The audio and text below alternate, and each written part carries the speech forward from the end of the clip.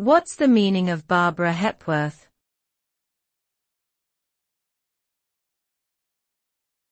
Barbara Hepworth.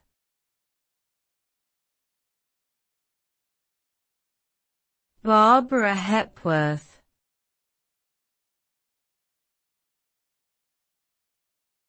Barbara Hepworth.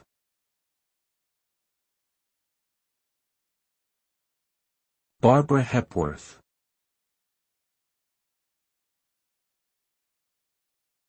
Barbara Hepworth was a British artist who is best known for her sculptural works in the mid-20th century.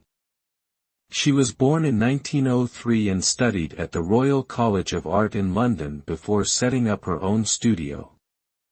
Hepworth was part of the modernist movement and often incorporated abstract and organic forms into her sculptures, which were made from materials such as stone, wood, and bronze.